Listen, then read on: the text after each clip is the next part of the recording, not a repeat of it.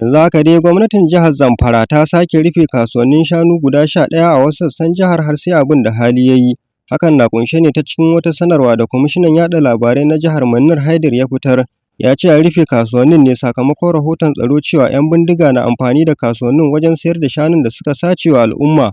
Kasuwannin da abin ya shafa a cewar Haidar su ne kasuwannin Tsafe da Bilbis da ke ƙaramar hukumar Tsafe, kasuwar Jangebe da ke ƙaramar hukumar Talatar Mafara, da kasuwar Wuya da ke ƙaramar hukumar Anka, sannan akwai kasuwar Magamin Diddi da ke ƙaramar hukumar Maradin, kasuwar Galadi a ƙaramar hukumar Shinkafi, kasuwar Mada a ƙaramar hukumar Gusau da sabon birnin Danali da ke ƙaramar hukumar Birnin Magaji. Sauran kasuwannin da abin ya shafa sun haɗa da Kokiya, Cingama da Nasarawar Godel duk a ƙaramar hukumar Birnin Magaji. Kwamishinan ya ci gaba da cewa gwamnatin jihar ta ga ya zama dole ta rufe waɗannan kasuwanni saboda rahoton tsaro da ke cewa 'yan fashi na yin ciniki a waɗannan kasuwanni domin sayar da shanun da suka sace na mutane.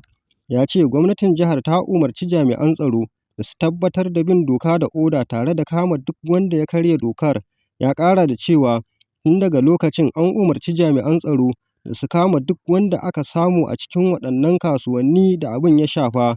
Haidar ya yi kira ga al'ummar jihar da su bi wannan umarni tare da ba gwamnatin jihar haɗin kai a ƙoƙarinta na kawar da 'yan fashi da makami a jihar. Wannan dai ba shi ne karon farko da gwamnatin jihar take rufe kasuwanni a jihar ba, a ƙoƙarinta na ganin ta kawar da ayyukan 'yan fashi da makami a jihar.